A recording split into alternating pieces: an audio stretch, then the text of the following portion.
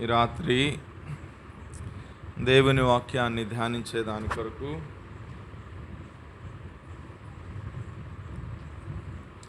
పరిశుద్ధ గ్రంథము నుండి పాత నిబంధన గ్రంథము, కీర్తనల గ్రంథము 99వ కీర్తన 6వ వచనాన్ని మనమందరం కలిసి చదువుకుందాం. పాత నిబంధనలో పేజీ సంఖ్య 504వ పేజీలో వ్రాయబడిన దేవుని వాక్యాన్ని బైబిల్ కలిగిన వారు, బైబిల్ చదవగలిగిన వారు నాతో కలిసి చదవడానికి ప్రయత్నం చేయండి.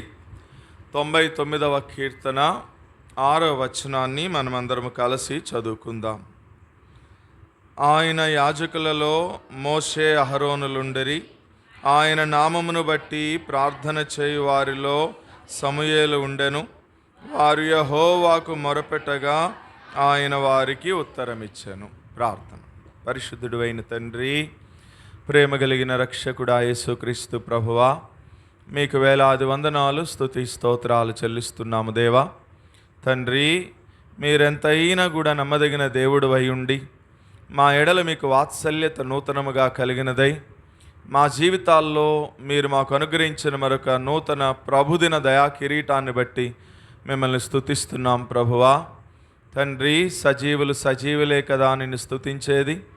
పాతాళమున నీకు స్తుతి కలుగునా, మన్ను నిన్ను సన్నుతించునా అని హిజ్కియా భక్తుడు సెలవిచ్చిన ప్రకారము ఈ దినమున మేమును సజీవులమై ఈ రీతిగా మీ ఇంటిలో మీ కృపా సింహాసనం దగ్గర మీరు స్వరక్తమిచ్చి సంపాదించిన సంఘముగా కలిసి మిమ్మల్ని ఆరాధిస్తూ మీ శరీర రక్తమాంసంలో యోగ్యమైన విధానంలో పాలు పొందుతూ ఈ రీతిగా ఈ రాత్రి కూడి కొరకై మీరు తీసుకొచ్చిన మీ బిడ్డలందరిని బట్టి మీకు వందనాలయ్యా.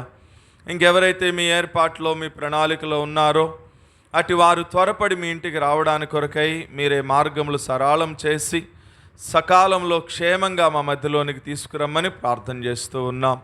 కనికరించండి. ఇప్పటి వరకు సియోను గీతాలతో మిమ్మల్ని కీర్తించి, కొనియాడి, శ్లాఘించి, మహిమపరిచి, పూజించి ధన్యత ఇచ్చారు. అందును బట్టి మీకు వందనాలు. ఈ సమయంలో కొద్ది సమయము మరలా మీరు మాట్లాడితే మేము కొన్ని సంగతులు నేర్చుకోవాలని ఆశపడి దాసుడు దాసి యజమానుల చేతి వైపు చూస్తున్నట్లుగా మేమందరం కూడా మా మధ్యలో ఆత్మాస్వరూపిగా సంచరిస్తున్నటువంటి మీ వైపే మేము చూస్తూ ఉన్నాం ప్రభువా.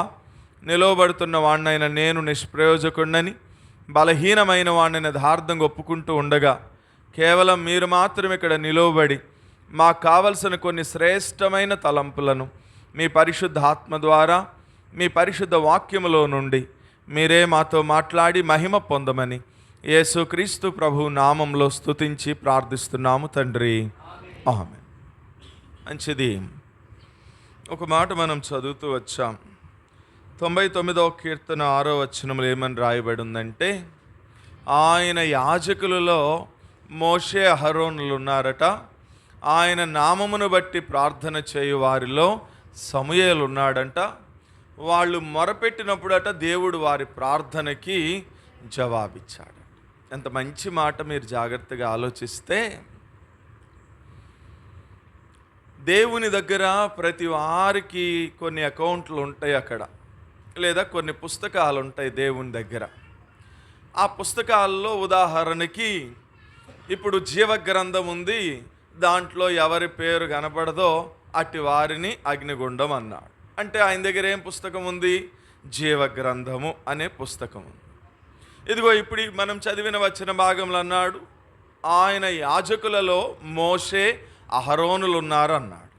అంటే ఇప్పుడు బహుశా ఆయన దగ్గర ఒక పుస్తకం ఉండి ఉంటుంది. ఏం పుస్తకం ఆ పుస్తకం అంటే, ఆయన యొక్క యాజకత్వ సేవ చేసేటటువంటి యాజకులు, సేవకులందరి పేర్లు దాంట్లో రాయబడిన పుస్తకం ఏమైనా ఉందేమో. ఆ పుస్తకంలో ఎవరి పేర్లు ఉన్నాయట? మోషే అహరోనుల పేర్లు ఉన్నాయట. ఇప్పుడు ఆయన దగ్గర ఇంకొక పుస్తకం ఉంది. ఆ పుస్తకము ఇక ఒళ్ళో పెట్టుకోవాలి. వీళ్ళందరూ ఇప్పుడే చూస్తున్నారు కొత్తగా వాడిని. పాల్ తిమోతి అంటే ఎవరో కొత్తగా ఇప్పుడే పుట్టి వచ్చేసాడే మందిరంలోకి అన్నట్లుగా వీళ్ళందరూ అటు తిరిగి చూస్తున్నారు. ఇక మీరు ఒళ్ళో పెట్టుకోవాలి. ఇంకా కొంచెం అలరి ఎక్కువైతే బయట కుర్చీలో కూర్చోవాలి చల్లగాలికి. ఆడి గుండెకి కొంచెం నూనె రాయండి. ఇప్పుడు ఆయన దగ్గర ఇంకొక పుస్తకం ఉందట. ఆ పుస్తకంలో బహుశా ప్రార్థన చేసేటటువంటి ప్రార్థనా యోధులు, ప్రార్థనా వీరుల యొక్క పేర్లన్నీ రాయబడి ఉన్నాయంట. ఇప్పుడు వాళ్ళలో ఎవరి పేరు కనపడిందట? సమూయేలు పేరుందట. ఎంత గొప్ప ఆధిక్యత కదా. అంటూ కింద అన్నాడు, వారట దేవునికి ప్రార్థన చేస్తే వెంటనే వారి ప్రార్థనకి దేవుడు ఏం చేస్తున్నాడట? జవాబిస్తాడు. సరే, దీన్ని ఆధారం చేసుకుని ఉదయం నుంచి వచనం మీద కొన్ని సంగతులు మనం నేర్చుకుంటున్నాం. సమూయేలు ప్రార్థనాపరుడు, సమూయేలు జీవితము ఆశీర్వాదకరమైన జీవితము. సమూయేలు మరి ప్రార్థన చేసినప్పుడు దేవుడు అతని ప్రార్థన వింటాడు. కాబట్టి సమూయేలులో ఉన్న కొన్ని లక్షణాలు అని ప్రారంభించి ఆరాధన కొరకై సమూయేలుని పెంచి పెద్దవాడిని చేసినటువంటి తన తల్లి హన్న ఏ రీతిగా ప్రభువుని ఆరాధన చేసిందో సమూయేలు మొదటి గ్రంథం 2వ అధ్యాయంలో నుంచి ఒక 7 సంగతులు చూసాం. ఏమేమని చూసామంటే, 1, ఆయన రక్షకుడైన దేవుడు అని ఆరాధన చేసింది. 2, ఆయన పరిశుద్ధుడైన దేవుడు అని ఆరాధన చేసింది. 3, ఆయన ఆశ్రయ దుర్గమైన దేవుడు అని ఆరాధన చేసింది. 4, ఆయన అనంత జ్ఞానము కలిగినటువంటి దేవుడు అని ఆరాధన చేసింది. 5, కృంగినటువంటి వారిని సైతము కూడా ఆయన లేవనెత్తేటటువంటి దేవుడు అని ఆరాధన చేసింది. 6, పెంట కుప్పల మీద పడి ఉన్న మనలని తన ప్రజల ప్రధానులతో ఆయన కూర్చుండబెట్టాడు అని ఆరాధన చేసింది. 7, బలహీనమైన పరిస్థితుల్లో మనలని బలపరిచినటువంటి దేవుడు అని 2వ అధ్యాయం 1వ వచనం నుంచి 10వ వచనం వరకు మీరు చదివితే ఈ 7 సంగతులు అక్కడ మనకు కనిపిస్తాయి. కాబట్టి ఈ 7 విషయాలను జ్ఞాపకం చేసుకుంటూ ఆ దేవుడు ఎంత గొప్ప దేవుడో మరి హన్న ప్రభువుని ఏం చేసింది? ఆరాధన చేసింది. అదే ఆరాధన తన కుమారుడైనటువంటి సమూయేలుకు కూడా తన తల్లి ఏం చేసింది? నేర్పించింది అని మనం చూస్తూ, తల్లులారా మీరు కూడా మీ పిల్లలకి చిన్న వయసు నుంచే ప్రభువుని ఆరాధించడం అనేది ఏం చేయాలో చెప్పండి? నేర్పించాలి. ఆ తర్వాత బల్ల కొరకై కొన్ని సంగతులు మనం చూసాం. సమూయేలు జీవితంలో ఉన్న ఒక 5 శ్రేష్టమైన సంగతులు మనం చూసాం. వాటిలో మొదటిది ఏంటి అంటే, మొదటి అధ్యాయం 28వ వచనము ప్రకారము సమూయేలుని హన్న దేవునికి ఏం చేసింది? ప్రతిష్ఠిస్తూ వచ్చింది. అంటే వాడు యెహోవాకు ప్రతిష్ఠుడు. ఎప్పటి వరకు? చనిపోయేంత వరకు అని అక్కడ ఆగి ఇలా మనల్ని మనం పరీక్ష చేసుకున్నాం. ఏమని పరీక్ష చేసుకున్నామంటే, అతడు ఎట్లా అయితే దేవునికి ప్రతిష్ఠించబడుతూ వచ్చాడో అలాగే మనము కూడా ఎప్పుడైతే మారు మనసు పొంది మన పాపాలు ప్రభు దగ్గర ఒప్పుకుని విడిచిపెట్టి మూర్ఖులకు ఈ తరం వారికి వేరై రక్షించబడి తండ్రి యొక్కయు కుమారుని యొక్కయు పరిశుద్ధాత్మ యొక్క నామంలో బహిరంగముగా బాప్తిస్మంలో సాక్ష్యం ఇచ్చావో ఆ రోజున నీవు కూడా ఏం చేయబడ్డావు చెప్పండి? ఎవరికి? దేవునికి ప్రతిష్ఠించబడ్డావు. ఎప్పటి వరకు? చచ్చేంత వరకు. అంటే నువ్వు కూడా ప్రతిష్ఠితమైనటువంటి వ్యక్తివే. ఇప్పుడు దాంట్లో నుంచి మనం ఏమి నేర్చుకున్నాం అంటే, ప్రతిష్ఠించబడినటువంటి వ్యక్తికి తగినట్లుగానే మనం బ్రతకాలి తప్ప ఎట్లా అంటే అట్లా చీప్ క్యారెక్టర్తో మనం బ్రతకూడదు. అంటే నీ ఆలోచన విధానము, నీ తలంపులు, నీ చూపులు, నీ మాటలు, నీ నడవడిక, నీ ప్రవర్తన, ఈవెన్ నీ వస్త్రధారణ కూడా ఎట్లా ఉండాలా? ప్రతిష్ఠించబడినటువంటి వ్యక్తికి తగినట్లుగా ఉండాలి. అంటే నిన్ను చూసిన వాళ్ళు ఏమనాలా? వీళ్ళు ప్రతిష్ఠించబడిన వారా అనాలి. అంతేగాని ఎట్లా అంటే అట్లా మనం ఉండకూడదు.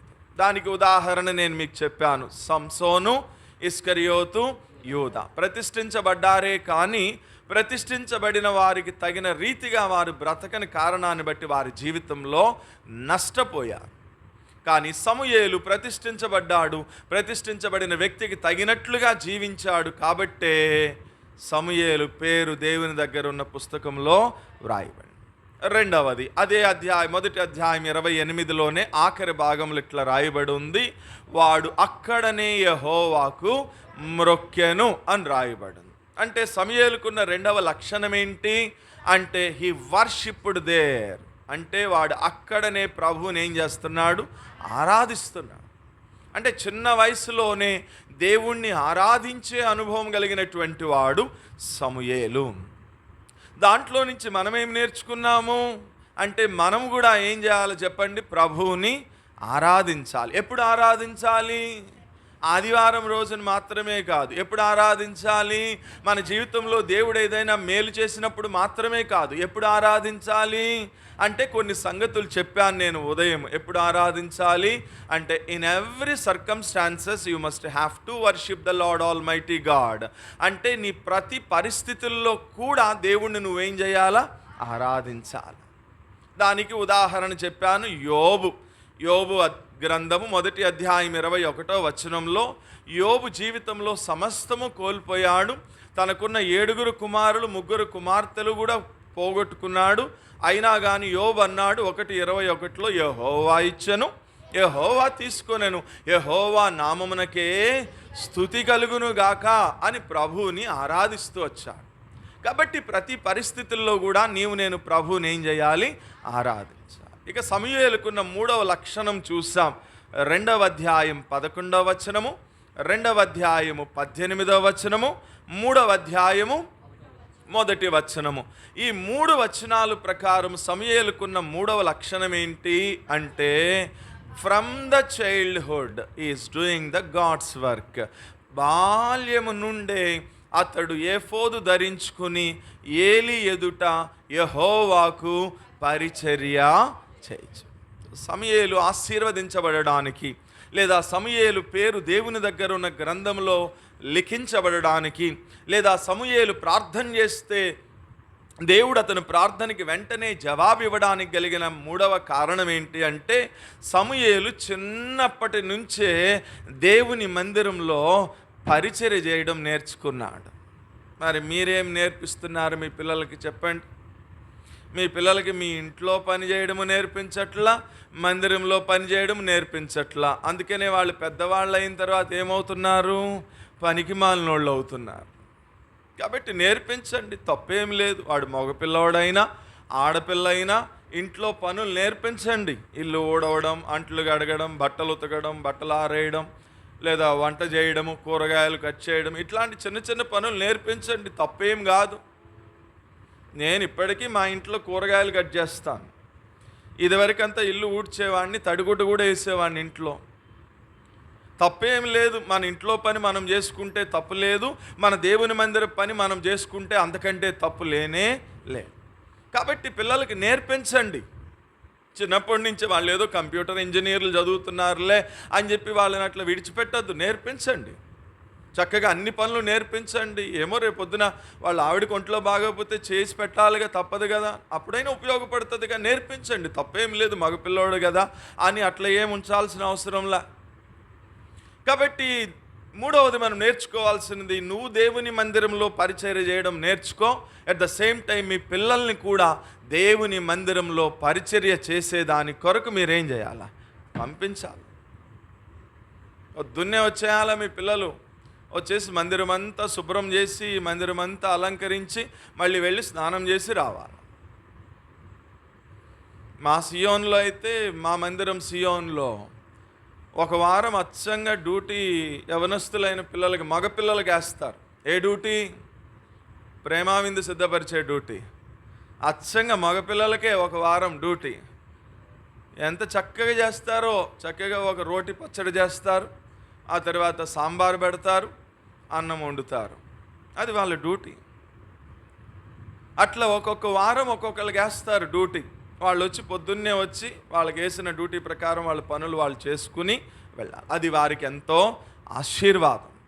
దేవుని మందిర పరిచర్య, దేవుని ఇంటి పరిచర్య చేసి చూడండి, దేవుడు మిమ్మల్ని కూడా అట్లాగే ఆశీర్వదిస్తాడు.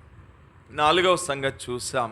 సమూయేలుకున్న 4వ లక్షణం ఏంటి అంటే అదే 2వ అధ్యాయము 21వ వచనము 26వ వచనము. ఈ 2 వచనాల్లో ఒక మాట రాయబడి ఉంది. ఏమనంటే అతడు యెహోవా సన్నిధిని ఎదుగుచుండెను అని 21లో, 26లో అతడు దేవుని దయందును మనుషుల దయందును అతడు వర్ధిల్లుచుండెను అని రాయబడి. ప్రాస్పారిటీ, అంటే నా జీవితంలో దేవుడు ఏం కోరుకుంటున్నాడంటే, ఇన్ని సంవత్సరాల నీ క్రైస్తవ విశ్వాస ఆత్మీయ జీవిత యాత్రలో బాప్టిజం తీసుకున్న రోజు మొదలుకొని ఈ రోజు వరకు నీవు కూడా రోజు వెంబడి రోజు, నెల వెంబడి నెల, సంవత్సరం వెంబడి సంవత్సరం జరుగుతూ ఉండగా నీవు కూడా ఏమవ్వాలా? ఆత్మీయంగా ఎదగాలి. ఆత్మీయంగా ఎదగాల. రెండవది, ఆత్మీయముగా వర్ధిల్లిన అనుభవంలోనికి రావాలి. అందుకని 2 యోహాను పత్రికలు అంటాడు కదా, ప్రియుడా నీవు ఆత్మలో వర్ధిల్లుచున్న ప్రకారము అన్ని విషయాలలో నీవు వర్ధిల్లాలి, సౌఖ్యముగా ఉండాలని నీ కొరకు నేను ప్రార్థన చేస్తున్నానన్న. కాబట్టి ప్రతి విషయంలో కూడా మనం వర్ధిల్లాలి, మనం ఎదగాల. అంతేగాని ఎక్కడ వేసిన గొంగళి అక్కడే అన్నట్లుగా మన జీవితం ఉండకూడదు. నేర్చుకోవాలా, ప్రార్థన ఎట్లా చేయాలో నేర్చుకోవాలా, ఆరాధన ఎట్లా చేయాలో నేర్చుకోవాలా, పాటలు ఎట్లా పాడాలో నేర్చుకోవాలా, ఆరాధన వర్తమానం ఎట్లా చెప్పాలో నేర్చుకోవాలా, బల వర్తమానం ఎట్లా చెప్పాలో నేర్చుకోవాలా, అన్నీ నేర్చుకోవాలా. అంతేగాని ఎక్కడేసిన గొంగళి అక్కడే అన్నట్లు ఉండకూడదు. ప్రార్థన చేయమంటే ఏంటేంటో చేస్తూ ఉన్నారు. ప్రారంభ ప్రార్థన చేయమంటే ఊరంతా తిరిగి రాకూడదు. ప్రారంభ ప్రార్థన అంటే ప్రారంభ ప్రార్థనే చేయాలి. సువార్త అయిపోయిన తర్వాత ప్రార్థన చేయమంటే ఇంక ఏదేదో చేయకూడదు. ఎగ్జాక్ట్గా అక్కడ చెప్పిన విషయాన్ని బట్టి ప్రార్థన చేయాలా. కాబట్టి జాగ్రత్త, అన్ని విషయాలలో మనం ఏమవ్వాలా? ఎదగాలి. ఆ తర్వాత 5వ సంగతి ఏం చెప్పినాను? 3వ అధ్యాయం సమూయేలు మొదటి గ్రంథం 3వ అధ్యాయం 10వ వచనము ప్రకారము సమూయేలు దేవుని స్వరాన్ని వినేవాడు.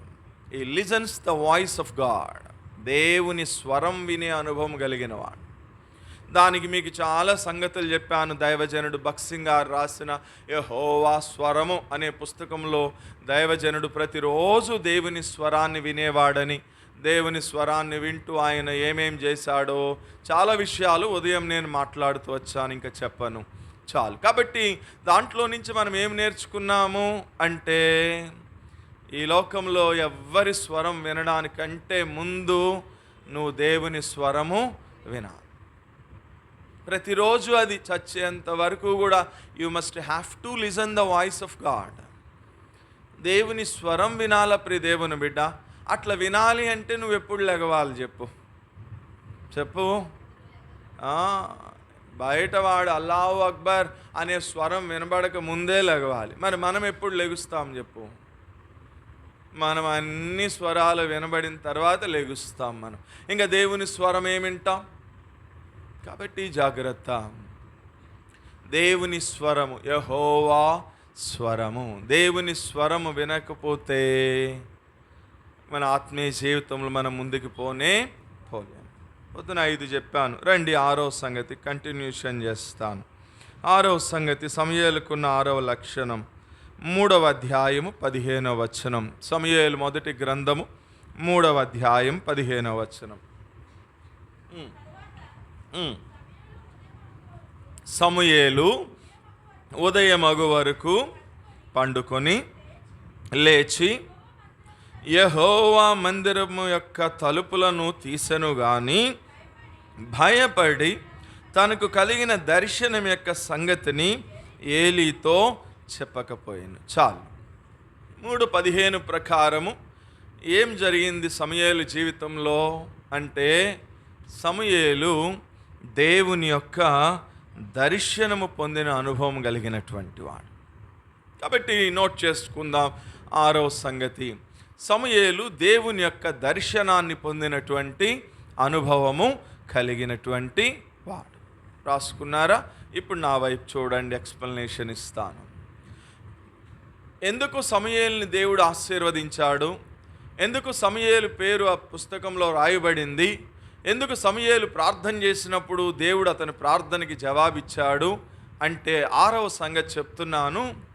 సమూయేలు దేవుని దర్శనం యొక్క అనుభవం కలిగినవాడు. నన్ను ఇట్లా అడగనివ్వండి, are you have the vision of God? దేవుని యొక్క దర్శనం ఉందా నీ జీవితంలో? నువ్వు ఏమి చదువుకోవాలో ఎప్పుడైనా దేవుని దర్శనం పొందావా? నువ్వు ఎక్కడ ఉద్యోగం చేయాలో ఎప్పుడైనా దేవుని దర్శనం అడిగావా? నువ్వు ఎవరిని పెళ్లి చేసుకోవాలో ఎప్పుడైనా దేవుని చిత్తమేంటో దేవుని దర్శనం పొందిన అనుభవం ఉందా? నీ భవిష్యత్తు పట్ల దేవుని యొక్క సంకల్పం ఏంటి, ప్రణాళిక ఏంటి అని ఎప్పుడైనా నువ్వు దేవుని దర్శనం పొందిన అనుభవం ఉందా? ప్రియమైన సహోదరి సహోదరుడా, నీ గుండె మీద చేసుకుని పరీక్ష చేసుకో. దేవుని దర్శనం లేకోకుండా మన ఆత్మీయ జీవితంలో ఆశీర్వదించబడడం అనేది అది దైవికమైనటువంటి క్రమము కానే కాదు. మీరు బైబిల్ గ్రంథంలో కానీ సంఘ చరిత్రలో కానీ భక్తుల యొక్క జీవితాలు, ఆశీర్వదించబడిన భక్తుల యొక్క జీవితాలు మీరు చూస్తే వారందరూ కూడా దేవుని యొక్క దర్శనం పొందిన వారే. ఉదాహరణకి పౌలు ఒక మాట అంటాడు అగ్రిప్పరాజు ముందు నిలబడినప్పుడు, ఏమని?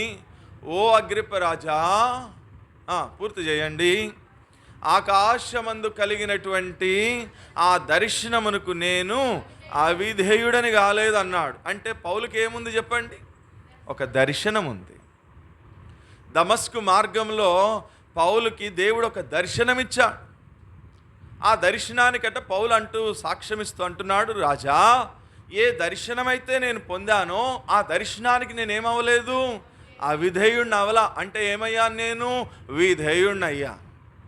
అంటే దర్శనం మీద తన యొక్క ఆత్మీయ జీవితాన్ని కట్టుకున్నాడు, దర్శనం మీద తన యొక్క సేవా జీవితాన్ని కట్టుకున్నాడు పౌలు. కాబట్టే క్రొత్త నిబంధనలో ఎన్ని పుస్తకాలు ఉన్నాయి? ఎన్నిరా? ఆడేంటి అన్నాడు, ఆడి మూతి మీద కొట్టు ఒకటి. ఎన్ని అన్నావురా?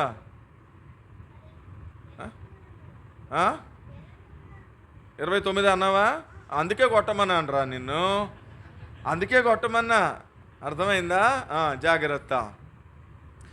కొత్త నిబంధనలో 27 పుస్తకాలు ఉంటే 27 పుస్తకాల్లో సగము కంటే ఎక్కువ అంటే 14 పుస్తకాలు పౌలు రాసిన పుస్తకాలు ముద్రించడానికి పరిశుద్ధాత్మ దేవుడు ఇష్టపడ్డాడు. కారణం ఏంటి అంటే ఒక దర్శనం మీద తన యొక్క వ్యక్తిగత జీవితము, తన యొక్క సేవా జీవితాన్ని పౌలు ఏం చేసుకున్నాడు? కట్టుకున్నాడు. రెండవ ఉదాహరణ, దైవజనుడు భక్సింగ్ గారికి 1941వ సంవత్సరంలో మద్రాసు రాష్ట్రంలోని పల్లవరం అనే కొండల మీద ఆయన ఉపవాసం ఉండి కొంతమంది సేవకులను తీసుకుని వెళ్ళి ప్రార్థన చేస్తూ ఉంటే దేవుడు ఆయనకు ఒక దర్శనం ఇచ్చాడు. ఆ దర్శనం మీద కట్టబడినవే ఈ హెబ్రోన్ యొక్క సంఘాలు లేదా సహవాసం. ఆ పల్లవరం కొండల మీద దేవుడిచ్చిన దర్శనానికి దైవజనుడు భక్సింగ్ గారు కూడా ఏమవ్వలేదు, ఆ విధేయుడు కాలేదు. దర్శనం మీద కట్టాడు సంఘం. మూడవ ఉదాహరణ, 2002వ సంవత్సరంలో ప్రపంచంలోనే కోటీశ్వరుడైనటువంటి బిల్ గేట్స్ సర్టిఫై చేసిన కంప్యూటర్ ఇంజనీరింగ్ చదివి అప్పటికి దుబాయ్లో 3 సంవత్సరాలు ఉద్యోగం చేసి మైక్రోసాఫ్ట్ అనేటటువంటి సంస్థ అమెరికాలో ఉద్యోగం చేయడానికని వీసా వర్క్ జరుగుతూ ఉంటే వెళ్ళిపోదామనుకున్న నా జీవితంలో ఈ దేవుడు నాకు ఒక దర్శనం ఇచ్చాడు. నాకు ఒక దర్శనం ఇచ్చి, బిడా, నువ్వు అమెరికా కాదు వెళ్ళాల్సింది, నువ్వు అడవులకు వెళ్ళాలి. అమాయకులైనటువంటి ప్రజలు, నిరక్షరాస్యులైన ప్రజలు, ఇల్లిటరేట్ అండ్ ఇన్నోసెంట్ పీపుల్ ఉన్నారు, వారికి సువార్తను ప్రకటించాలి, వారిని ప్రభు దగ్గరికి నడిపించాలి. వాళ్ళ నాగరికులైనటువంటి ప్రజలు, they don't know the civilization, నాగరికత అంటే ఏంటో కూడా తెలియని ప్రజలు ఉన్నారు. అలాంటి ప్రజల దగ్గరికి వెళ్ళి నువ్వు వాళ్ళకి సువార్తను ప్రకటించి ప్రభువుల దగ్గరికి నడిపించాలి వాళ్ళని అని దేవుడు నాకొక దర్శనం ఇచ్చాడు. 22 సంవత్సరాల నుంచి ఆ దర్శనానికి విధేయుడనై, ఆ దర్శనానికి లోబడి, దర్శనం మీద నా ఆత్మీయ జీవితాన్ని, దర్శనం మీద నా సేవా జీవితాన్ని నేను కట్టుకుని ఇదిగో ఈ రోజున ఈ స్థితికి వచ్చాను. ఇప్పుడు నీ సంగతి ఏంటి? ఇప్పుడు నీ సంగతి ఏంటి బిడా? Are you have the vision of God? దేవుని యొక్క దర్శనం పొందిన అనుభవం ఉందా నీ జీవితంలో అని అడుగుతున్నాను. ఎప్పుడు యేసు ప్రభు వారిని నమ్ముకున్నావు? ఎప్పుడు మారు మనసు పొందావు? ఎప్పుడు పాపాలు ప్రభు దగ్గర ఒప్పుకుని విడిచిపెట్టావు? ఎప్పుడు రక్షణ పొందావు? ఎప్పుడు బాప్టిజం తీసుకున్నావు? ఎన్ని సంవత్సరాల నుంచి ప్రభు బలిలో చేయి వేస్తున్నావు? ఎన్ని సంవత్సరాల నుంచి ప్రభువుని ఆరాధన చేస్తున్నావు? ఇన్ని సంవత్సరాల నీ క్రైస్తవ విశ్వాస ఆత్మీయ జీవిత యాత్రా ప్రయాణంలో నీకు ఒక దర్శనం ఉందా అని అడుగుతున్నాను నేను నిన్ను. దర్శనం మీదైనా నీ ఆత్మీయ జీవితం కట్టుకుంటుంది? దర్శనం మీదైనా నీ చదువు కొనసాగుతుంది? దర్శనం మీదైనా నీ ఉద్యోగము కొనసాగుతుంది, దర్శనం మీదైనా నీ వివాహం కొనసాగుతుంది. ఆలోచన చేయి బిడ్డ. సమూయేలుకి దేవుడు ఒక దర్శనం ఇచ్చాడు కాబట్టి జాగ్రత్త. దర్శనం ఉండాలా. దర్శనం లేకుండా, ఒక గురి లేకుండా, ఒక గమ్యం లేకుండా మనం ఏ పని చేసినా కూడా దాంట్లో మనం సక్సీడ్ అవ్వలేమండి. ఇది వాస్తవం. మీ భాషలో చెప్పాలి అంటే, మీరు వాడే భాషలో చెప్పాలి అంటే, మీరేమనుకుంటారంటే నేను దేంట్లో వేలు పెట్టినా నాకేమవ్వట్లేదు, కలిసి రావట్లేదు అనుకుంటాం. కలిసి వచ్చేది, కలవకుండా వచ్చేది ఏమి ఉండదు. బైబిల్ ప్రకారం కలిసి వచ్చేది, కలవకుండా వచ్చేది ఏముండదు. బైబిల్ ప్రకారం ఒకటే ఏంటంటే, దేవుని దర్శనము లేకోకుండా నువ్వు ఏది చదివినా, ఏ పని చేద్దామని చూసినా, నువ్వు ఎవరిని పెళ్లి చేసుకుందామని చూసినా ఫెయిల్ అవుతావు అంతే. అదే నువ్వు ఒక దేవుని దర్శనాన్ని పొంది, నీ దర్శనం మీద నీ ఆత్మీయ జీవితాన్ని, నీ సేవా జీవితాన్ని కట్టుకో, ఒక ఫలభరితమైన ఆశీర్వాదకరమైనటువంటి జీవితాన్ని నీవు చూస్తావు. కాబట్టి 6వ సంగతి, సమూయేలు ఆశీర్వదించబడ్డానికి కలిగిన కారణం ఏంటి అంటే, he have the vision of God. దేవుని యొక్క దర్శనము కలిగినటువంటి దైవ సేవకుడు. ఇది 6. 7వ సంగతి, 3వ అధ్యాయము 18వ వచనం. సమూయేలు మొదటి గ్రంథము 3వ అధ్యాయం 18.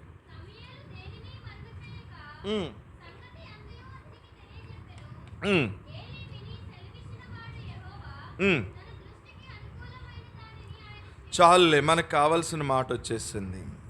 మొదటి భాగంలో ఉంది,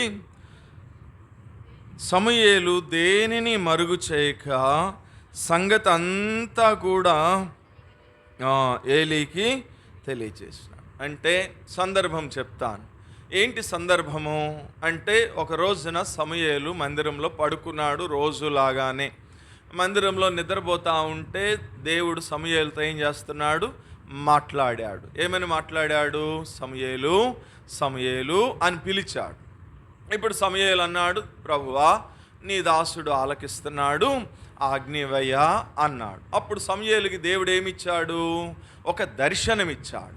ఏంటి ఆ దర్శనము అంటే, ఏలీ కుమారులు ఎంత దుర్మార్గులో, వారు ఎటువంటి దుర్మార్గపు కార్యాలు చేస్తున్నారో, వారి అంతం ఎట్లా ఉందో, ఏమవుతుందో అనే విషయాలన్నీ కూడా సమూయేలుకి దేవుడు ఏం చేసినాడు? దర్శనంలో బయలుపరిచాడు. ఇప్పుడు పొద్దున అయ్యింది, తలుపు తీశాడు, ఏలీ వచ్చాడు. ఏలీకి ఇప్పుడు రాత్రి ఏమే సంగతులు దేవుడు దర్శనమిచ్చాడు అవన్నీ ఏం చేయాలా? ఏలీకి చెప్పాలి. ఎక్కడ ఉంటున్నాడు సమూయేలు? ఏలీ వాళ్ళ ఇంట్లో ఉంటున్నాడు. ఆ మందిరానికి పాస్టర్ గారు ఎవరు? ఏలీ పాస్టర్ గారు. పొద్దున్న లేస్తే అతనికి భోజనం పెట్టేది ఎవరు? ఏలీ వాళ్ళ ఇల్లు వాళ్ళే. ఇప్పుడు ఏలీ గురించి, ఏలీ కుమారుల యొక్క దుర్మార్గత గురించి, వాళ్ళు ఎట్లా చేస్తారనే విషయాన్ని గురించి దేవుడు సమూయేలుకి దర్శనం ఇచ్చాడు. ఇప్పుడు ఈ విషయాన్ని ఎవరికి చెప్పాలా? ఒకవేళ సీన్ రివర్స్ అయితే ఏం చేస్తాడు ఏలీ? తన బెడ్, బట్టలు, పెట్టే అన్నీ రోడ్డు మీద విసిరేసి, ఏరా నీకు రోజు అన్నం పెడతా ఉంటే చివరికి మాకే చెప్తావురా ఇవన్నీ, పోయి మీ ఊరికి అని చెప్పి తరిమేస్తాడేమో అనేది ఒక భయం కదా. కానీ 18వ వచనంలో మనం చూస్తే సమూయేలులో ఉన్న గొప్పతనం ఏంటి అంటే, ఏ సంగతిని కూడా ఏం చేయలేదట, ఏది స్కిప్ చేయలే. అంటే దాని అర్థం ఏంటో తెలుసా? ఇప్పుడు మనమే చెప్పాలనుకోండి, ఇప్పుడు నువ్వే ఆ సీన్లో ఉన్నావు, పొద్దున్న లేచావు, వాళ్ళకి చెప్పాలి అంటే మనం ఏం చేస్తాం చెప్పండి? కొన్ని సంగతులు ఏం చేస్తాము? స్కిప్ చేస్తాం. కొన్ని మసాలాలు యాడ్ చేస్తాం. స్కిప్ చేసి వాళ్ళకు అనుకూలంగా, ఫేవర్గా ఉండేటటువంటి మాటలే మనం చెప్తాము తప్ప, దేవుడు గద్దించమని చెప్పిన కఠినమైన మాటలు ఏం చేయం చెప్పండి? చెప్పం. అర్థమైందా?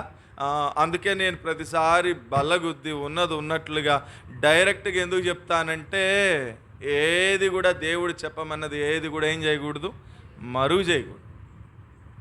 పొద్దున ఆడికి చెప్పా ధైర్యంగా, ఏమని? ఆడికి పిలకేసుకొచ్చారు, మొత్తానికి ఏ కొణదల కొండో, లేకపోతే గౌరీపట్నం కొండో, లేకపోతే నాగపట్నం కొండో పెట్టుంటారు మొత్తానికి అని అన్నాను. వెంటనే వాళ్ళ హృదయానికి ఏమైంది? అది తాకింది. తాకి మేము అట్లాంటి కొండలకు వెళ్ళంలే అన్నా అని చెప్పి ఇప్పుడు వాడికి ఇక్కడే అయిపోయింది. చూసావా, ఏది మరుగు చేయకుండా ధైర్యంగా చెప్పేశాను కాబట్టి వాళ్ళ జీవితంలో కార్యం జరిగింది. లేకపోతే ఒకవేళ వాళ్ళు ఏమని అనుకుంటారేమోలే, మనకెందుకులే, వాళ్ళ తిప్పలు వాళ్ళు పడతారులే అని వదిలేసినట్లయితే గ్యారంటీగా రేపొద్దున వాళ్ళ అన్నయ్యని తీసుకుని గౌరీపట్నం వెళ్ళేది. అవునా కాదా? వెళ్ళవా? మంచిదాని నువ్వైతే. సో సమూయేలుకు ఉన్నటువంటి 7వ లక్షణం ఏంటంటే he is a courageous Christian, ధైర్యము కలిగినటువంటి విశ్వాసి. God wants courageous Christians but not compromised Christians. రాసుకో ఆ మాట. అంటే దేవునికి ఎవరు కావాలా? ధైర్యం కలిగి ఉన్నట్లు బోధించే సేవకులు కావాలా, అంతేగాని ఎవరు అవసరం లేదు. కాంప్రమైజ్డ్ క్రిస్టియన్స్ అంటే రాజీ పడిపోయేటటువంటి క్రైస్తవులు దేవునికి అవసరం లేదంతే. రాజీ పడద్దు దేనికి కూడా. సమూయేలుకి రాత్రి దేవుడు ఏ దర్శనమిచ్చాడో దాన్ని ఉన్నట్లు తెల్లారి లేచి ఏలి ఏమైనా అనుకోని, అవసరమైతే నా పెట్టెబేడ తీసి రోడ్డు మీద ఇసిరేయని, ఏదైనా అవనివు అని ధైర్యంగా ఏ సంగతి కూడా ఏం చేయలేదట, స్కిప్ చేయలా, మరుగు చేయకుండా ఉన్నట్లుగా ధైర్యంగా ఏలీకి చెప్పేసినాడు. సమూయేలు వయసు ఎంత? బాలుడు, చిన్నోడు. ఏలీ వయసు ఎంత? సీనియర్ పాస్టర్, ముసలాయన. ఇప్పుడు పెద్దోళ్ళు చిన్నోళ్ళకి ధైర్యంగా చెప్పగలరా? చిన్నోడు పెద్దోడికి ధైర్యంగా చెప్పగలడా? కానీ సమూయేలు చిన్నోడే అయినా కానీ సీనియర్ పాస్టర్ ఏలీకి ఎట్లా చెప్తున్నాడు? ధైర్యంగా చెప్పాడు. జాగ్రత్త ఏలీ, నీ కొడుకులు దేవుని దృష్టికి మిక్కిలి దుర్మార్గులు అయిపోయారట, చస్తారు, జాగ్రత్త అని ధైర్యంగా చెప్పేసినాడు. అంటే అట్లా ధైర్యంగా ఉన్నట్లు మరుగు చేయకుండా చెప్పాడు కాబట్టే సమూయేలు పేరు దేవుడు అక్కడ రాయించాడు. ఏం నేర్చుకోవాలా నీవు నేను కూడా? ఏదైనా సరే ఎట్లా చెప్పాలా? ధైర్యంగా చెప్పాలంతే. ఇక దాంట్లో మనం అటు ఇటు చేసి చెప్పాల్సినటువంటి అవసరం ఉన్నట్లు ధైర్యంగా చెప్పేయడమే.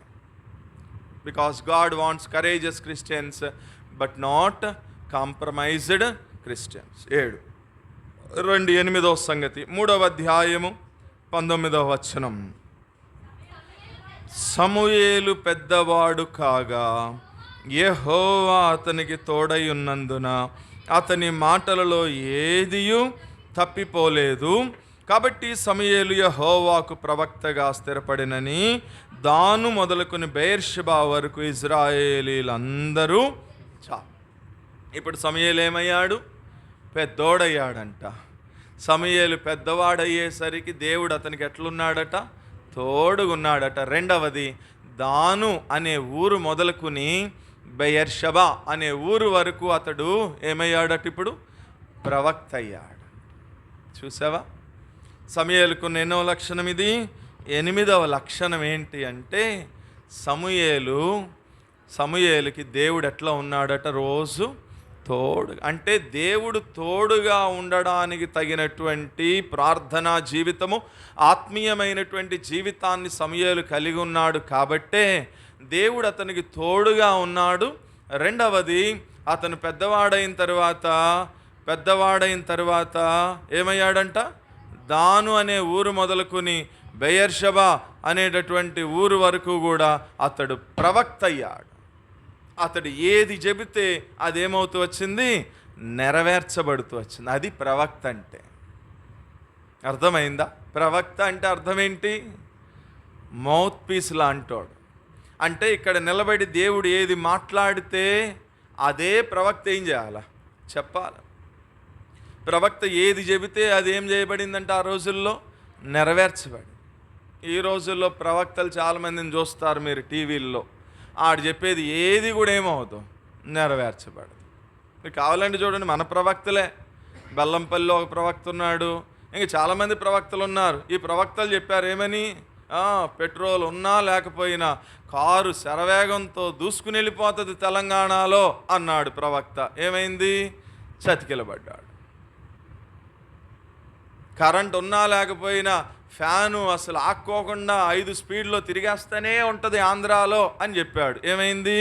చతికిలబడింది. ప్రవక్త అంటే ఏంటి? ఏది చెబితే అదేమవ్వాలా? నెరవేర్చబడాలి. రెండవది, ప్రవక్త అంటే ఏంటి? ప్రవక్త ఏం చెప్పాలా? ఏం చెప్పాలా ప్రవక్త? ప్రభు యొక్క రాకడను గురించి కొన్ని సందర్భాలు చెబుతూ సంఘాన్ని ఏం చేయాలా? సిద్ధపరచాల ప్రభు రాకడ కొరకు. అది ప్రవక్త చేసే పని. అంతేగాని ఇప్పుడు ప్రవక్తలు ఏం చెప్తున్నారు? ఎర్ర చున్నీ వేసుకున్న అమ్మాయి సంధ్య, సంధ్యానేనా? సంధ్యానే, రా లే. నల్ల ప్యాంట్ వేసుకున్నాడు, రామారావు నీ కిడ్నీలో రాళ్ళు ఉన్నాయి, పడిపోయినాయి, అదిగో చూడు పడిపోయినాయి అంటున్నాడు. మరి ఆడెప్పుడు టెస్ట్ చేయించుకున్నాడు? ఈ 5 నిమిషాల గ్యాప్లో పడిపోయినాయి అండి, ఇప్పుడు తేలిగ్గా ఉందండి అంటున్నాడు. ఆడిని లాగి 4 బీకి ఆడిని ఈయన ఇద్దరిని తీసుకెళ్ళి స్కానింగ్ తీపిచ్చి రాళ్ళు ఉన్నాయో లేవో చూసినాక చెప్పాలా. అర్థమైందా? ప్రవక్త అంటే బైబిల్ ఒక మాట రాయబడి ఉంది. యాజకులట చివరి దినాలకు వచ్చేసరికట యాజకులట కూలికి బోధిస్తారట. ఇంత కూలి ఇస్తావా, చెప్తాను నేను వాక్యము అని కూలికి బోధిస్తారట. దాని కంటిన్యూషన్ రాయబడి ఉంది. ప్రవక్తలట సోది చెప్తారని రాయబడి. కొన్ని వేల సంవత్సరాల క్రితం రాసినాడు ఆ మాట. ఎక్కడుందో నేను చెప్పేలోపు ఈలోపు సెర్చ్ కొట్టి తీసా రెఫరెన్స్ చూడండి. యాజకులేమో కూలికి బోధిస్తారట, ప్రవక్తలేమో సోది చెప్తారంట. సోదే. ఇప్పుడు ఎగ్జాక్ట్గా చివరి దినాల్లో అదే జరుగుతుంది తెలుసా మీకు? యాజకులు దేనికి బోధిస్తున్నారు? కూలికి బోధిస్తున్నారు. మీ దగ్గరికి వచ్చి నేను వాక్యం చెప్పాలంటే ఎంత ఇవ్వాలి? నాకు 25,000 ఇవ్వాలి, 10,000 ఇవ్వాలి, 25,000 ఇవ్వాలి. మొన్న పబ్లిక్ మీటింగ్లో నేను చూశాను. నన్ను పిలిచారు, ఆయన్ని పిలిచారు. నేను 3 రోజులు కంటిన్యూగా 2 గంటలు చొప్పున సువార్త చక్కగా చెప్తే ఊళ్ళో వాళ్ళందరూ మెచ్చుకున్నారు. ఇంకొక ఆయన్ని పిలిచారు, కరెక్ట్గా 40 నిమిషాలు చెప్పినాడు. బైబిల్ తీసుకొచ్చాడు. ఆయన నాకు ఇంచుమించు 3 స్థలాల్లో ఒకే మీటింగ్లో, అదే 3 ప్లేసెస్లో 2 రోజులు మీటింగ్ పడితే 3 స్థలాల్లో చూశాను నేను. ఆయన చక్కగా రామ్రాజ్ కాటన్ చొక్కా వేసుకున్నాడు, రామ్రాజ్ కాటన్ పంచేసుకున్నాడు, రామ్రాజ్ కాటన్ కండవా కప్పుకున్నాడు, పెద్ద బైబిల్ తెచ్చాడు. ఆ బైబిల్ 3 చోట్ల అబ్జర్వ్ చేసినా నేను. ఆ బైబిల్ కనీసం జిప్పు తీలా. ఏంది లేదు, జిప్పు కవర్లకు ఉన్న జిప్పు తీలా. బైబిల్ అట్లా పెట్టాడు అంతే.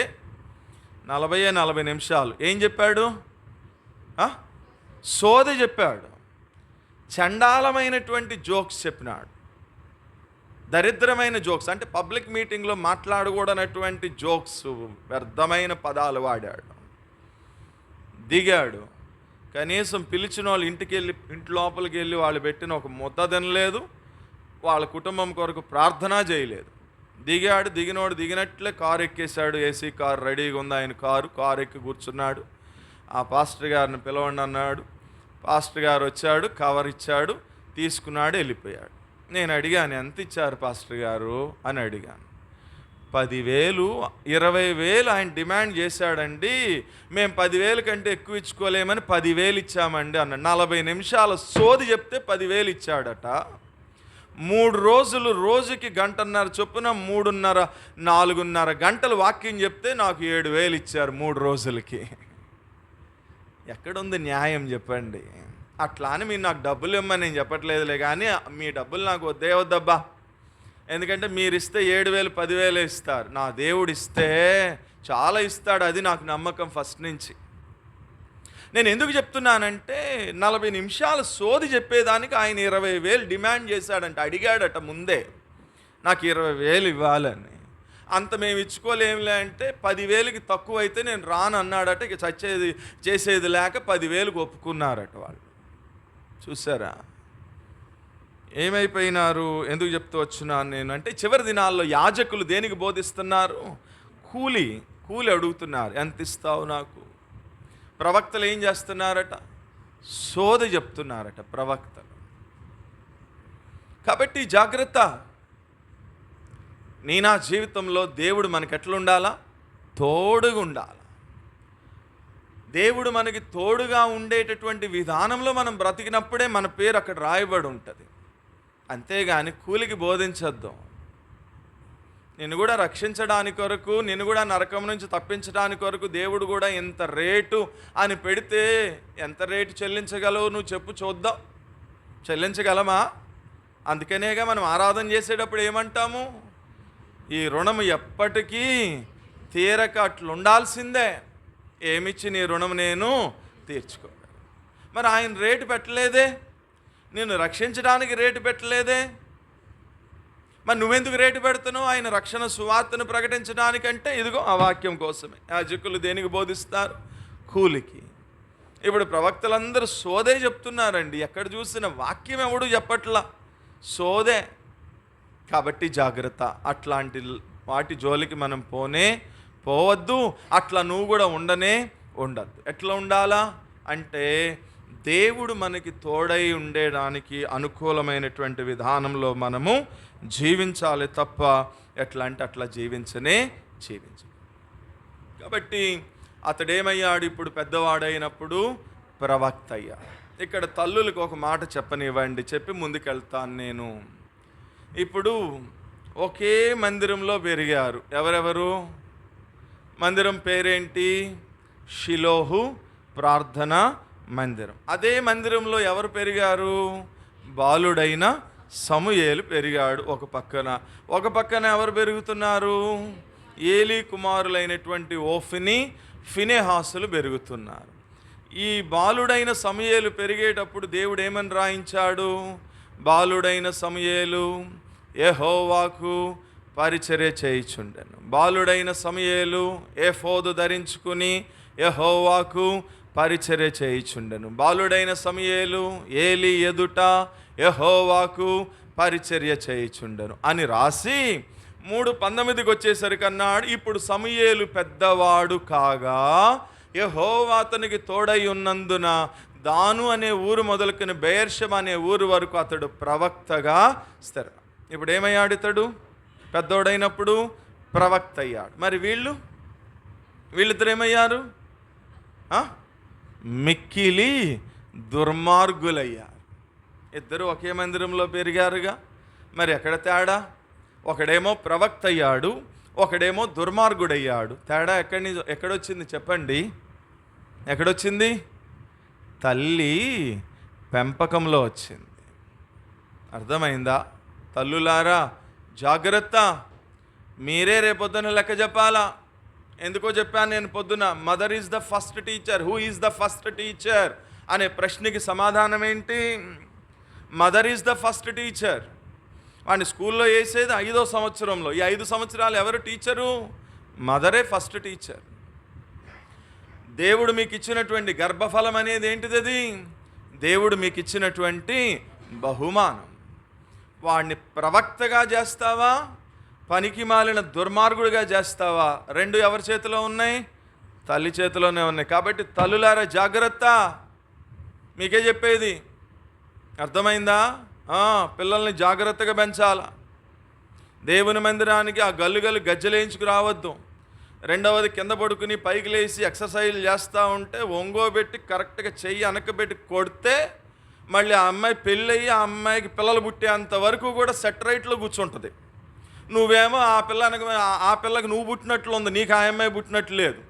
నువ్వేమో ఇవాళ కాదు, నేను ఇవాళకి 9 నెలల నుంచి చూస్తున్నా, ఆ పిల్లనకి నువ్వు పడుతున్నావే తప్ప ఆ పిల్లని సెట్ రైట్ చేయలేకపోతున్నావు. ఆడనేదో 4 మాటలు అన్నా వాడేమో వెళ్ళిపోయాడు. ఇప్పుడేమో ఏడవాల్సిన పరిస్థితి వచ్చింది. పిల్లల్ని జాగ్రత్తగా పెంచాల చిన్న వయసు నుంచే. ఇప్పుడు ఏడుస్తున్నావా లేదా? 20 రోజుల నుంచి ఎవరు ఏడుస్తున్నారు? వీళ్ళు ఎవరైనా ఏడుస్తున్నారా? చెప్పి వీళ్ళు ఎవరైనా ఏడుతున్నారు? ఎవరు ఏడవట్లా, నువ్వే ఏడుస్తున్నావు. అదే చిన్నప్పటి నుంచి జాగ్రత్తగా పెంచితే వాడు ఒక ప్రవక్త అయ్యేవాడు. కాబట్టి జాగ్రత్త తల్లులారా, చిన్న వయసు నుంచి మీ పిల్లల్ని ఎట్లా పెంచాలా? జాగ్రత్తగా పెంచండి వాళ్ళని. దేవుని యందు భయంతో కూడినటువంటి భక్తితో పెంచండి వాళ్ళని. ఆత్మీయతలో పెంచండి వాళ్ళని. ఎక్కడన్నా తేడా వచ్చిందా ఇచ్చేయండి, ఏం పర్వాలా. బైబిలే చెప్పింది, బెత్తము వాడని కుమారుడు ఏమవుతాడంట? దుర్బీజుడవుతాడు వాడు. అవునా? మీకు అందరికీ తెలిసిన కథ తెలుసుగా. చిన్నప్పుడు ఏం చేశాడంటే వాడు పక్కన ఇంట్లో తోటకూర దొంగతనం చేసి తీసుకొచ్చాడంట. వాళ్ళ అమ్మ ఏమనాలి ఆ రోజునే? తప్పురా, వాళ్ళ ఇంట్లో మొలిసిన తోటకూర వాళ్ళని అడక్కోకుండా వితౌట్ పర్మిషన్ మనం కోసుకుని తీసుకునే రాకూడదురా, తప్పురా అంటే బాగుండేది. ఏమందట? వెరీ గుడ్ రా, ఇవాళ కూర లేదు, 10 రూపాయలు సేవ్ చేసావు, మంచి పని చేసావురా అంది. రెండో రోజు ఏం చేశాడు వాడు? వాళ్ళ కోడిపెట్ట గుడి పెడితే వాళ్ళు చూడుకోకుండా గుడ్డు దొంగతనం చేసి తీసుకొచ్చాడు. మళ్ళీ ఏమంది వాళ్ళ అమ్మ? వెరీ గుడ్ రా అని ఆమ్లెట్ వేసి పెట్టింది. మూడో రోజు కోడే తెచ్చాడు వాడు. ఇప్పుడు పెద్దోడు అయ్యేసరికి ఏమయ్యాడు? ప్రవక్త అయ్యాడా? పనికిమాలినోడయ్యాడు. అయ్యి అవసరం దారిగాచి బ్లేడ్ బ్యాచ్లో చేరి మర్డర్లు చేసి డబ్బు చైన్లు లాక్కునే స్థితికి వచ్చాడు. పట్టుకున్నారు, పోలీసులు తీసుకెళ్లారు, వీడికి ఉరిశిక్ష అన్నారు. ఇప్పుడు ఆయన అడిగారు, ఎరా నీకు ఉరిశిక్ష, రేపొద్దు నువ్వు చస్తావు, నీ చివరి కోరిక ఏంట్రా అన్నాడు. మా అమ్మని చూడాలి సార్ అన్నాడు. వీడికి వాళ్ళ అమ్మంటే అంత ప్రేమో అనుకుని వాళ్ళ అమ్మని పిలిపించారు. అమ్మ నేను చూడాలనుకుంటున్నాను నీ కొడుకు అన్నాడు. వచ్చింది వాళ్ళ అమ్మ, ఏయ్యా నేనంటే నీకు అంత ప్రేమ అంది. అవునమ్మా అన్నాడు. వీడు బ్లేడ్ బ్యాచ్ వాడు కదా, వీడి చేతిలో ఎప్పుడు బ్లేడ్ ఉంటుందిగా, ఆ బ్లేడ్ తీసుకుని వాళ్ళ అమ్మ నాలుగు కోసేసాడు. వాడు లబోదీపమని ఏడ్చింది వాళ్ళ అమ్మ. 4 కోసేసి అన్నాడు, ఈ 4 నేను ఎందుకు కోసానో తెలుసా?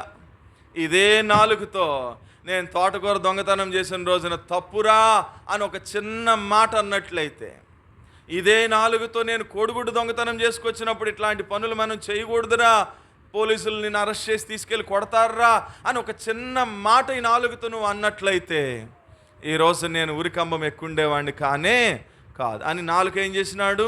కోస్తాడు. రేపొద్దున మీ పిల్లలు కూడా కోస్తారు, జాగ్రత్త. రేపొద్దున మీ పిల్లల గురించి కూడా నెత్తి నోరు కొట్టుకుని ఏడవాల్సి వచ్చిన పరిస్థితి వస్తుంది, జాగ్రత్త.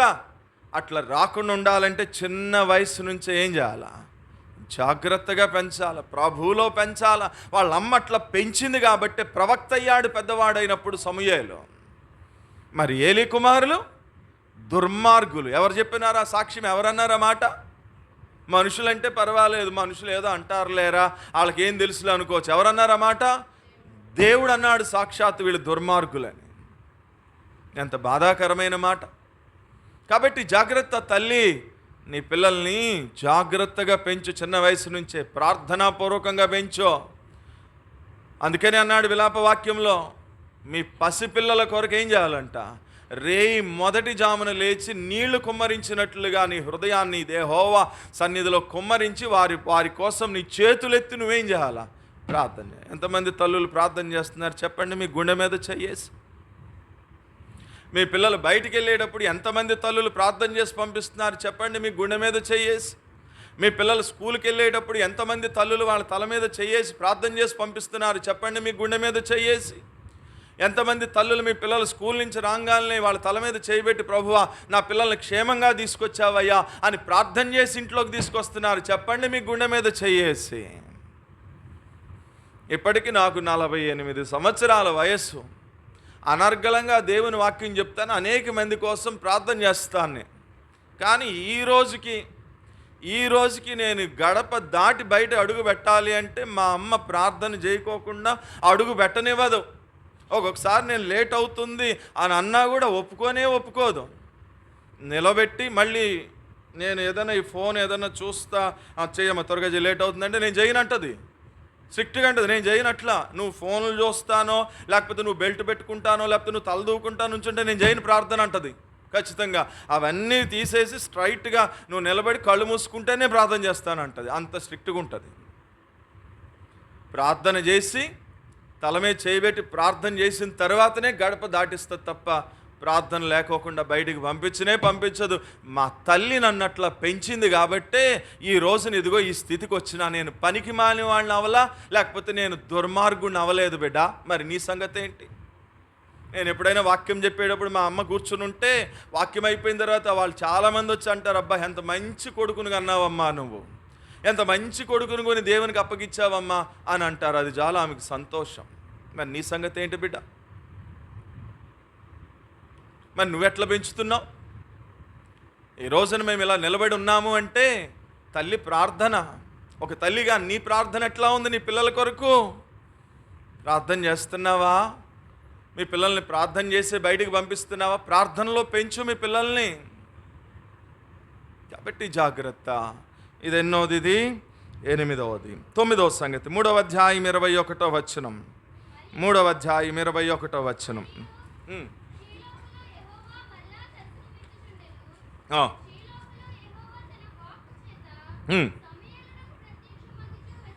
చాలు.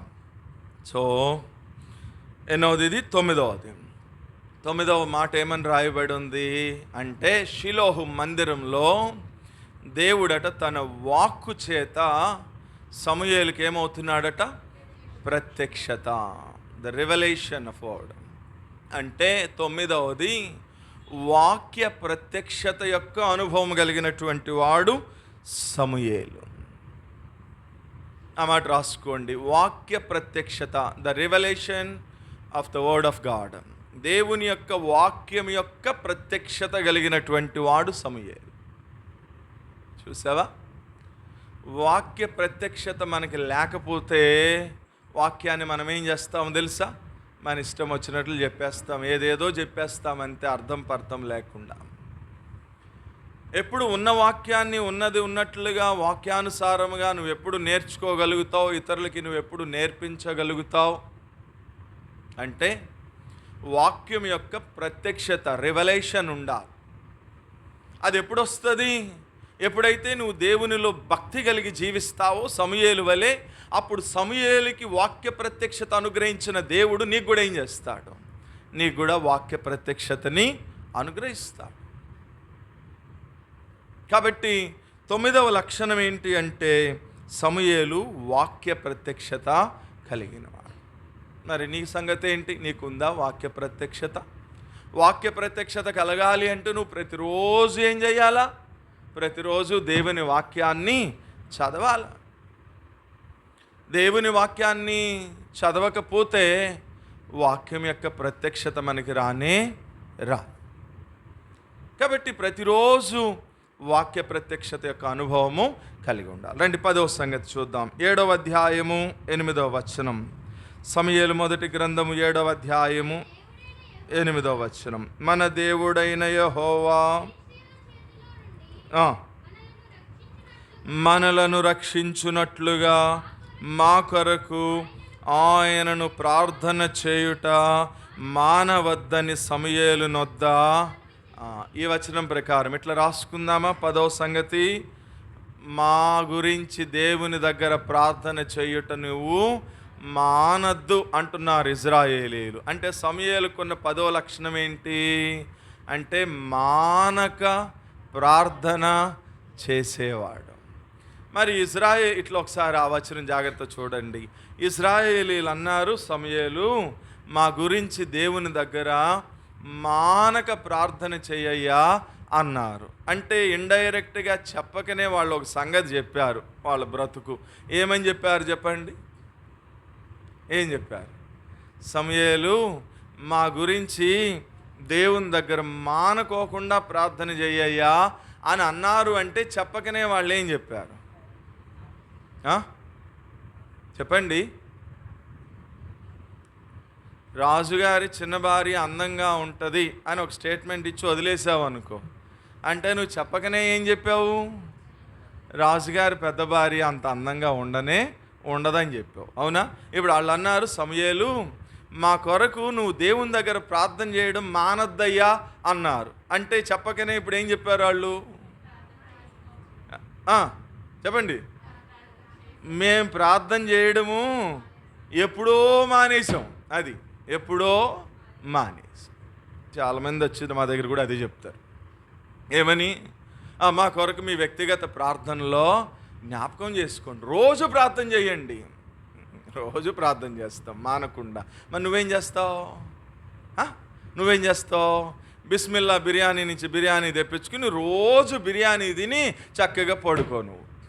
మేము మాత్రం ఏం చేస్తాం? మానకుండా ప్రార్థన చేస్తూనే ఉంటాం. జాగ్రత్త. నువ్వు కూడా ఏం చేయాలా? నువ్వు కూడా ప్రార్థన చేయాలా? నువ్వు ప్రార్థన చేస్తూ ఉంటే అప్పుడు మేము కూడా ప్రార్థన చేస్తే అప్పుడు నీ ప్రార్థనకి మా ప్రార్థన ఏమవుతుంది? కొంచెం సపోర్ట్ అవుతుంది అంతే. అంతేగాని నువ్వు ప్రార్థన చేయకోకుండా నువ్వు తినేసి పడుకుని మేమే రోజు ప్రార్థన చేయాలి అంటే అది దైవికమైన క్రమం కానీ సమూయేలుకున్న 10వ లక్షణం ఏంటి అంటే అతడు మానక దేవుని సన్నిధిలో ఏం చేసేవాడు చెప్పండి? మానకోకుండా ప్రార్థన చేసేవాడు. ఆ మాట సమూయేలు చెప్తాడు. ఎక్కడ? 12వ అధ్యాయంలోన చూడండి, ఎన్నో వచనంలో? 23వ వచనం.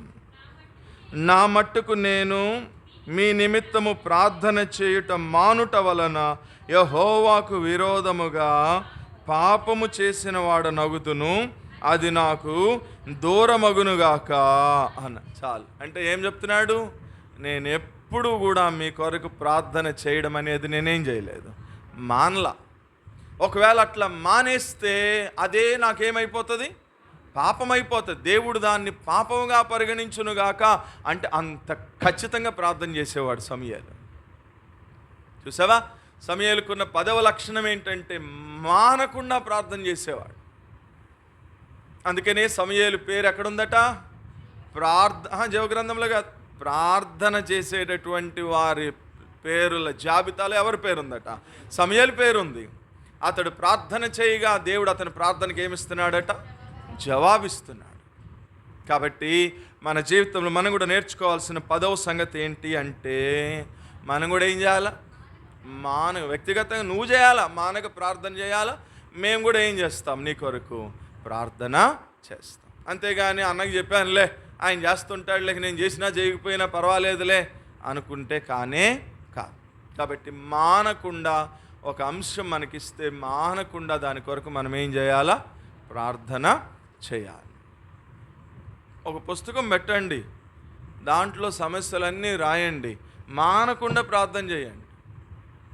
నేను ఒక చర్చ్కి వెళ్తాను, అక్కడంతే చర్చ్ ప్రేయర్, ఆల్ నైట్ ప్రేయర్కి ఒక పుస్తకం పెట్టమన్నాను ఇట్లాగే వాళ్ళని. ఆ పుస్తకంలో ఆ నెల వేస్తారు, ఇది జూలై, ఆగస్టు, సెప్టెంబర్ వేస్తారు. వేసి ఈ నెలలో ఏమేంటని వరుసనే ప్రార్థన అంశాలు రాస్తారు. రాసి ప్రార్థన చేస్తూ ఉంటారు, మానరు. అది ఏ ప్రార్థన అయినా, సంఘ ప్రార్థన అయినా, ఉపవాస ప్రార్థన అయినా, చైన్ ప్రేయర్ అయినా, ఆల్ నైట్ ప్రేయర్ అయినా ఈ పుస్తకం వచ్చేస్తుంది. ఈ పుస్తకంలో ఇవ్వబడిన అంశాలన్నిటి కొరకు చేస్తారు. ఇప్పుడు ఇది క్లియర్ అయిపోయింది అనుకోండి, ప్రార్థనకి జవాబు వస్తే దాన్ని రెడ్ మార్క్తో రౌండ్ చుట్టేస్తారు, ఇక దాన్ని చేయరు అన్నమాట. ఇంకా దానికి జవాబు రాలేదు అంటే ఇంక సర్లే అని వదిలేరు, చేస్తూనే ఉంటారు. అట్లా చర్చిలో ఒకటి ఇట్లాగే వెళ్ళిపోయాడు, ఇంట్లో నుంచి తప్పిపోయాడు. ఎన్ని రోజులు? 20 రోజులు కాదు, 2 సంవత్సరాలు. జనరల్గా 2 సంవత్సరాలు అంటే ఏమనుకుంటాం చెప్పండి? ఆడెక్కడో చచ్చిపోయి ఉంటాడు, లేకపోతే ఎటో వెళ్ళిపోయాడు, లేవిక రాడు అనుకుంటాం. వీళ్ళు 2 సంవత్సరాల నుంచి ప్రార్థన చేస్తూనే ఉన్నారు మానుకోకుండా. అంత దాకెందుకు? ఇదిగో ఇక్కడ నిలబడి వాక్యం చెప్తున్నానే, నా మట్టుకు నేనే ఒకసారి ఆల్ నైట్ ప్రేయర్లో వాడి పేరు రామకృష్ణే. ప్రభువా రామకృష్ణ తప్పిపోయాడు ప్రభువా అంటే, నేను ఎక్కడ తప్పిపోయానరా, నేను ఎక్కడే ఉన్నానుగా అని ఊరికే సరదా కానీ ప్రార్థన చేస్తూ ఉంటే ఈ బలిపీఠం మీద కూర్చుని, నిజంగా చెప్తున్నా, నేను ఇక్కడ రికార్డ్ అవుతుంది, బలిపీఠం మీద కూర్చుని మనస్సులో నేనేమనుకున్నాను తెలుసా? ఇప్పటికి 2 సంవత్సరాలు అవుతుంది ఆడింట్లో నుంచి వెళ్ళిపోయి, వీళ్ళు ఇంకా ఇప్పటికీ మానకుండా ప్రార్థన చేస్తున్నారు, ఇలా పిచ్చగా ఆగిపోతాడు వస్తాడా ఏంట్లో అనుకున్నాను. నేను నిజంగా చెప్తున్నా, నేను వాక్యం చెప్పేవాడిని, ఇంత ప్రార్థన చేసేవాడిని, నా మనసులోకి ఆలోచన వచ్చింది, యథార్థంగా ఒప్పుకుంటున్నా. నేనేం గొప్ప ఉండని చెప్పట్లా, ఇట్లాగే బలిపీఠం మీద కూర్చుని అట్లాగే అనుకున్నా. నేను ఆశ్చర్యం ఏంటో తెలుసా? ఆల్ నైట్ ప్రేయర్ అయిపోయింది, నేను వాక్యం చెప్పేసాను, అయిపోయింది, ఇంటికి వెళ్ళిపోయాను. నేను ఇంటికి వెళ్ళి నెక్స్ట్ రోజు పాస్టర్ గారు ఫోన్ చేసి, అన్న రామకృష్ణ దొరికాడని వచ్చాడని చెప్పారు. చూసావా దేవుడు ఎంత గొప్పోడో. ఇప్పుడు నేనేమవ్వాలా చెప్పండి? నేనేమవ్వాలా? సిగ్గుతో తలదించుకోవాలా? నేను అనుకున్న నెక్స్ట్ రోజు ఆయన తీసుకొచ్చాడు దేవుడు. అంటే ఇప్పుడు నా విశ్వాసాన్ని దేవుడు ఏం చేసినాడు? పరీక్షించాడు. ఎందుకు చెప్పానంటే, నువ్వు మానక ప్రార్థన చేస్తూ ఉంటే తప్పకుండా దేవుడు ఏం చేస్తాడు? కార్యము చేస్తాడు. సమూయేలుకున్న అలవాటు అది. సమూయేలే చెప్పినాడు. వాళ్ళు అడిగారు, నువ్వు మానకుండా మా కోసం చెయ్యి అన్నారు. ఇప్పుడు సమూయేలు కూడా చెప్తున్నాడు, ఒకవేళ నేను ఏదైనా పనుల్లో పడి, లేకపోతే నేను మర్చిపోయి ఎందుకులే నేను ఒకవేళ మానేస్తే అది దేవుడు నాకు పాపం. మా అమ్మ కూడా అంతే, అట్లాగే చేస్తుంది. నా రూమ్లోనే కూర్చొని చేస్తుంది కదా, వింటాను ఉంటాను కదా, మానక చేస్తూనే ఉంటుంది. అందరి పేర్లు గుర్తే ఆమెకి. నేనైనా ఒక్కొక్కసారి మానేస్తూ ఉంటాను. నేనైనా సింపుల్గా మానేయడం అంటే నేనేమంటానంటే, ప్రభువా ఇన్ని సంఘాలకు వెళ్తున్నాను, చాలామంది వస్తారు నా దగ్గరికి ప్రార్థన చేయమని అడుగుతారు. ఇప్పుడు వాళ్ళ పేర్లు ఊర్లు అయ్యాని నాకు గుర్తులేవు కాబట్టి ఇది ఒక మాటలో ముగిస్తా, ఎట్లాగో తెలుసా? అట్లని మీరు కూడా అట్లా చేయమాకండి. నేనేదో యథార్థంగా చెప్తున్నాను. ఏమనంటే, ప్రభువా నన్ను ప్రార్థన చేయమని అడిగిన వాళ్ళందరినీ చేతులకు అప్పగిస్తున్నానయ్యా, వాళ్ళ అవసరతలు తీర్చు, వాళ్ళకి ఉన్న కష్టాలన్నిటిని విడిపించయ్యా, ఆమెన్ ప్రభువా అనేసేస్తా. అట్లని ఇది ఏదో బాగుందిరా అన్న నేర్పించాడని మీరు అట్లా చేయకండి. నాకు దేవుడు ఎగ్జామ్షన్ ఇచ్చినాడని మీకు ఇవ్వాలని రూల్ ఏం లేదు కాబట్టి అట్లా చెయ్యొద్దు. కానీ మా అమ్మ ప్రార్థన చేసేటప్పుడు వింటుంటాను నేను. మానక చేస్తుంది, అందరి కొరకు చేస్తుంది, ఆశ్చర్యం వేస్తుంది. ఇప్పుడు ప్రిస్కిల్ అక్కోళ్ళు ఎప్పుడో పరిచయం ఆమెకి, 2015 ఎప్పుడో మొత్తం చెప్తుంది. రామకృష్ణ గారు, లేకపోతే అకుల్లా గారు, ప్రిస్కిల్లా సిస్టరు, భవానీ, సంధ్య, సుధా, ఇద్దరు పిల్లలకి పెళ్ళిళ్ళు అయిపోయినాయి, చిన్నపిల్లకి పెళ్ళి అవ్వాలి, రెండో పిల్లకి ప్రెగ్నెన్సీ ఉంది, మొదటి పిల్లకి పిల్లలు కావాలి, మొత్తం మానకుండా చేస్తుంది కంటిన్యూషన్గా. అందరి పేర్లు గుర్తే. నేను ఏ సంఘాలకు వెళ్తున్నానో, ఇప్పుడు కొన్ని సంఘాలకు వెళ్ళటం మానేసా, అయినా కూడా వాళ్ళ సంఘాలు వాళ్ళ గురించి కూడా చేస్తారు. ఇంకొక మాటలో చెప్పాలి అంటే, ఒక ఆమెకి 18 సంవత్సరాల నుంచి పిల్లలు లేరు. ఒకసారి పిల్లలు లేక వాళ్ళ అక్క కూతురుని తెచ్చుకుని పెంచుకుంది. ఆ అమ్మాయికి 18 ఏళ్ళు వచ్చేసినాయి. ఒకసారి ఎందుకు వాళ్ళ ఊరు వెళ్తే, కాకినాడలో వాళ్ళ ఊరు వెళ్తే ఆ మంది ఆంటీ నా కోసం ప్రార్థన చేయండి ఆంటీ అంది. ఎప్పుడు 18 సంవత్సరాలకి, ఈ పిల్ల 18 ఏళ్ళు వచ్చిన తర్వాత. మా అమ్మ అంది, సరేనమ్మా నీకోసం ప్రార్థన చేస్తానంది. ప్రార్థన చేయడం మొదలుపెట్టింది. ఆ ప్రార్థన ఏమైందంటే, 18 సంవత్సరాల తర్వాత దేవుడు ఆమెను దర్శించి, ఆమె కన్సీవ్ అయ్యి ఒక మగబిడ్డకి జన్మనిచ్చి, ఆడికి 6 నెలలు వచ్చే వరకు చెప్పలేదు ఆ తల్లి. ఆడికి 6 నెలలు వచ్చేంత వరకు కూడా ఈమెం చేస్తుంది? ఏ ప్రార్థన? ప్రభువా ఆమెకి గర్భఫలం ఇవ్వయ్యా, ఆమెకి ఒక మంచి బిడ్డని ఇవ్వయ్యా, ఆ పిల్లలు లేక ఏడుస్తుందయ్యా అని చేస్తూనే ఉంది. ఆమెకి పిల్లోడు పుట్టి ఆడికి 6 నెలలు వచ్చినాయి. అప్పటి వరకు ఆమె ఏం చేయలేదు? చెప్పలా. కానీ ఈమెం చేయలేదు? మానలా. అట్లా మానకుండా అందరి కొరకు ప్రార్థన చేస్తుంది, ఓపికగా కూర్చుని. రాత్రిపూట ఎంత టైం అయినా సరే ఓపికగా కూర్చుని బిగ్గరగా అందరి కోసం అన్ని సమస్యలు గుర్తే తనకి. మళ్ళీ ఎక్కడన్నా రాసుకుంటుందేమో అనుకుంటాను, నేను ఎక్కడ రాయదు, నేనే రాద్దాం అనుకుంటాను. ఈ పలానా సియోని చర్చి, పలానా మెంబర్స్ వీళ్ళ సమస్యలు ఇవి, పలానా ఎల్షద్దాయ్, పలానా బేతేలు, పలానా ఎరుషలేం, వీళ్ళ సమస్యలు ఇవన్నీ పుస్తకం మీద రాసిస్తే దాన్ని చూసి చేస్తుందేమో అని అనుకుంటే రాయని కూడా రాయదు. కంటిన్యూ ఒకసారి కళ్ళు మూసుకుంది అంటే, ఇంకా నోరు తెరిచిందంటే బిగరగానే చేస్తుంది. ఇక అందరి పేర్లు గుర్తు అన్నీ చేస్తూనే ఉంటుంది. ఒక్కసారి ఆమెకు ప్రేయర్ రిక్వెస్ట్ చెప్తే, చూసావా ఎంత మంచి అలవాటో. నీ సంగతి ఏంటి బిడ్డ? ఎన్నిసార్లు మానేసినావు నువ్వు ప్రార్థన చేయడం? కాబట్టి సమూయేలు పేరు ఆ పుస్తకంలో రాయబడ్డానికి కలిగిన కారణం ఏంటి అంటే, అతడు మానక ప్రార్థన చేసేవాడు. 11వ సంగతి 7వ అధ్యాయం 15వ వచనం. 7వ అధ్యాయం 15వ వచనం. సమూయేలు తాను బ్రతికిన దినములన్నిటను ఇజ్రాయేలీలకు న్యాయాధిపతి. అతను అంటే న్యాయము తీర్చేటటువంటి వాడు, ఎక్కడ కూడా అన్యాయం చేసినటువంటి వాడు కానే కాదు. తర్వాత ఎన్నో లక్షణం ఇది? 12వ లక్షణం 9వ అధ్యాయము 6వ వచనం. 9వ అధ్యాయము 6వ వచనం. ఇదిగో ఈ పట్టణంలో దైవజనుడు ఒకడున్నాడు, అతడు బహు ఘనుడు, అతడు ఏ మాట చెప్పును ఆ మాట నెరవేరును. చాలు. ఎవరట సమూయేలు? దానికంటే ముందు ఒక మాట, ఎవరంట? He is the man of God, దైవ జనుడు, బహుగనుడు. అతడు ఏ మాట చెప్తే ఆ మాట ఏమయ్యేదట? చూసావా? సమూయేలు ఎవరు? దైవజనుడు. మనం కూడా ఎట్లుండాలా? దైవజనులం, దేవుని పిల్లలుగా ఉండాలా, దేవుని దృష్టికి ఘనమైనటువంటి వారిగా ఉండాలా, దేవుని యొక్క ఘనమైనటువంటి కార్యాలు జరిగించే వారిగా ఉండాలా. అట్లాంటి అనుభవం ఉన్నప్పుడే మన పేరు కూడా అక్కడేం చేయబడుతుంది? రాయి. రండి ఆఖరి మాట చెప్పి ముగించేస్తాను. 12వ అధ్యాయము 4వ వచనం. నీవు మాకు ఏ అన్యాయమైనను ఏ బాధ అయినను చేయలేదు. ఏ మనుష్యుని యొద్ద గాని నీవు దేనినైనను తీసుకొనలేదని వారు చెప్పగా. అంటే ఏమని పెట్టచ్చు చెప్పండి? ఆ ఊర్లో వాళ్ళందరూ ఇప్పుడు సమూయేలుని అంటా ఉన్నారు, నువ్వు మాకు, ఆ తర్వాత చదువుకున్నదంతా, నువ్వు మాకు ఏ అన్యాయము చేయలేదు, మమ్మల్ని ఎవరిని బాధ పెట్టలేదు, ఎవరి దగ్గర కూడా నువ్వేమి కూడా తీసుకున్న వాడివి కానే కాదు. అంటే ఇప్పుడు దీన్ని ఏమనొచ్చు? You have the good testimony, మంచి సాక్ష్యము కలిగినటువంటి వాడు. సమూయేలుకు ఉన్నటువంటి 13వ లక్షణం ఏంటి అంటే you have the good testimony, మంచి సాక్ష్యం. మరి నీ నా సంగతి ఏంటి బిడ్డ? మనకుందా ఈ సాక్ష్యము? ఏమంటున్నాడు? నువ్వు మాకు ఏ అన్యాయము చేయలేదు, ఎవరిని నువ్వేం చేయలేదు, బాధ, ఏ మనుషుని దగ్గర కూడా నువ్వేమి కూడా తీసుకున్నవాడివి కాదు. ఇది సాక్ష్యం. ఇప్పుడు ప్రజల్లో అట్లాంటి ఏమి కూడా కనపడనే కనపడాలి. కాబట్టి జాగ్రత్త.